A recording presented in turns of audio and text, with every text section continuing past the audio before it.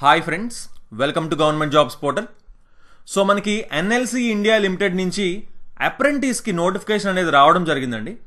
So చూసుకోండి, ఎవరైతే graduation లేదా డిప్లొమో 2019, 2020, 2021, 2022 లేదా 2023లో పాస్అవుట్ అయ్యారు, గ్రాడ్యుయేషన్ లేదా డిప్లొమో, వాళ్ళు ఎలిజిబుల్ అనమాట 1 year అప్రెంటిస్షిప్కి, ట్రైనింగ్కి.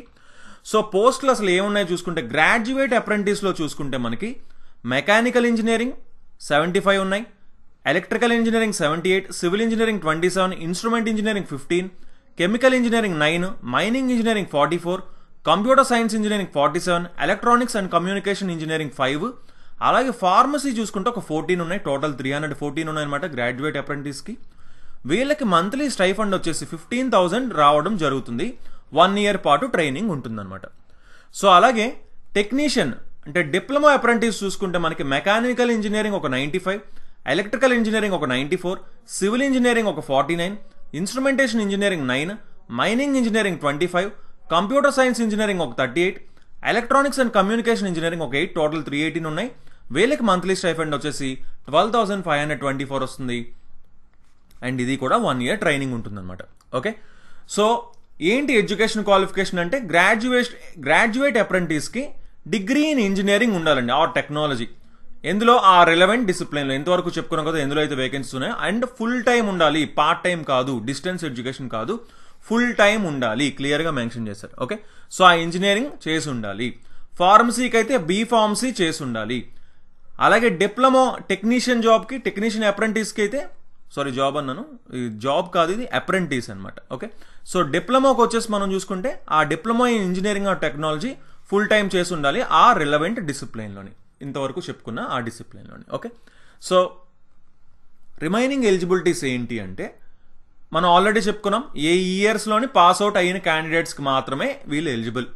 అలాగే పీజీ చేసి ఉండకూడదు అని క్లియర్గా మెన్షన్ చేశారు.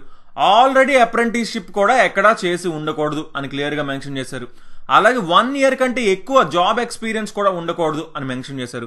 అలాగే ఇక్కడ ఇంకొక main point, Tamil Nadu, Andhra Pradesh, Telangana, Kerala, Karnataka and union territories అయిన పాండిచ్చేరి అండ్ లక్షద్వీప్, వీళ్ళు మాత్రమే ఎలిజిబుల్, ఇందులో ఉన్న క్యాండిడేట్స్ మాత్రమే ఎలిజిబుల్ అని క్లియర్గా మెన్షన్ చేశారు. సో ఇందులో మనకి ఆంధ్రప్రదేశ్ అండ్ తెలంగాణ ఉందండి మనకి. Okay, so Andhra and Telangana అందరూ కూడా ఎలిజిబుల్. ఏజ్ లిమిట్ వచ్చేసి అప్రెంటిస్షిప్ రూల్స్ ప్రకారం ఉంటుందని క్లియర్గా చెప్పారు. అండ్ రిజర్వేషన్ వచ్చేసి అప్రెంటిస్ యాక్ట్ ప్రకారం ఉంటుందన్నమాట. మీరు ఒకవేళ రిజర్వేషన్ ఉంటే ఆ సర్టిఫికేట్ మీరు ప్రొవైడ్ చేయాల్సి ఉంటుందన్నమాట. ఓకే, సో అలాగే ఫైనల్గా మోడ్ ఆఫ్ సెలెక్షన్ ఎలా ఉంటుందంటే, మీకు డిప్లొమా లేదా డిగ్రీలోని ఆ ఇంజనీరింగ్లోని వచ్చిన పర్సంటేజ్ ఆఫ్ మార్క్స్ బట్టి ఉంటుంది అని క్లియర్గా మెన్షన్ చేశారు. ఒకవేళ మార్క్స్ నుంచి CGPA కన్వర్ట్ చేయాలంటే ఎలాగా మొత్తం అని కూడా మనకి ఇక్కడ క్లియర్గా మెన్షన్ చేయడం జరిగింది. అలాగే ఫైనల్గా ఎలా అప్లై చేయాలంటే, వెబ్సైట్కి వెళ్ళాలండి, nlcindia.in, కింద డిస్క్రిప్షన్లో లింక్ ఇస్తాను. అందులో కెరీర్స్కి వెళ్ళి అందులో ట్రైనీస్ అండ్ అప్రెంటిస్ ట్యాబ్కి వెళ్ళాలన్నమాట. అందులోని మనకి లాస్ట్ డేట్ చూసుకోండి 31st అండి, January 31st. And starting date వచ్చేసి January 18th అండి, అంటే ఇంకా టైం ఉంది. ఓకే, January 18th నుంచి స్టార్ట్ అవుద్ది, అప్పుడు దాకా ఓపెన్ అవ్వదు అనమాట. January 18th ఓపెన్ అవుతుంది, January 31st వరకు. సో ఎప్పుడైతే మనం ట్రైనీస్ అండ్ అప్రెంటిస్ ట్యాబ్కి వెళ్ళామో అందులో అప్లికేషన్ని ఫిల్ చేసి ప్రింట్అవుట్ తీసుకోవాలండి. ప్రింట్అవుట్ తీసుకున్న తర్వాత దాంతో పాటుగా ట్రాన్స్ఫర్ సర్టిఫికెట్, ఒకవేళ మీకు రిజర్వేషన్ ఉంటే కమ్యూనిటీ సర్టిఫికెట్, డిగ్రీ సర్టిఫికెట్లు లేదా డిప్లొమా సర్టిఫికెట్, అలాగే కన్సాలిడేటెడ్ మార్క్ షీట్, అలాగే ఒకవేళ డిజబిలిటీ ఉంటే ఆ ప్రూఫ్, ఎక్స్ సర్వీస్ మ్యాన్ అయితే ఆ ప్రూఫ్, అలాగే format showing method of arrival of percentage of marks, అవి కూడా మనం క్లియర్గా, అవన్నీ కూడా మనం డీటెయిల్స్ క్లియర్గా ఇవ్వాలి అని చెప్పడం జరిగింది. ఓకే, సో వీటన్నిటితో పాటు, ఓకే, సో ఈ ప్రింట్ చేసిన సర్టిఫికేట్తో పాటు వీటన్నిటికీ సెల్ఫ్ అటెస్టెడ్ కాపీస్ అండి, అంటే క్లియర్గా జెరాక్స్ తీసుకొని మెయిన్ ఒరిజినల్ సర్టిఫికేట్స్కి వాటికి సెల్ఫ్ అటెస్టెడ్ అన్నారు, సెల్ఫ్ అటెస్టెడ్ కాపీస్ ఇవ్వాలి. సో ఎక్కడికి పంపించాలి, ఈ అడ్రస్కి మీరు పంపించవచ్చు. ఓకే, లేదు అంటే డైరెక్ట్గా వెళ్ళి కూడా అక్కడ కలెక్షన్ బాక్స్ ఉంటుంది, అక్కడ ఆ లెర్నింగ్ అండ్ డెవలప్మెంట్ సెంటర్లో అక్కడ కూడా డైరెక్ట్గా ఇవ్వచ్చు. ఓకేనా, డైరెక్ట్గా ఇచ్చేటట్టయితే February 6th అనేది లాస్ట్ డేట్ అని కూడా ఇక్కడ క్లియర్గా మెన్షన్ చేశారు. February 6th 5 PM లోపు. ఓకేనండి, సో ఇలా మనకి అప్లై చేయొచ్చు. సో అండ్ ఫైనల్లీ మనం చూసుకుంటే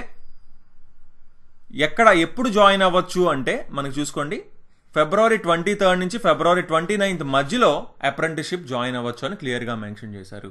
షార్ట్ లిస్ట్ అయిన క్యాండిడేట్స్ ఎప్పుడు తెలుస్తారంటే Feb 19th కల్లా మనకి వెబ్సైట్లో ఉంటుంది అని కూడా క్లియర్గా మెన్షన్ చేశారు. ఓకేనండి. సో ఓకే గైస్, మీకు ఇంకా ఎలాంటి డౌట్ ఉన్నా తప్పకుండా కింద కామెంట్ చేయండి, వాటికి కూడా మనం రిప్లై ఇవ్వడం జరుగుతుంది. So okay then, thanks for watching and have a nice day. Bye.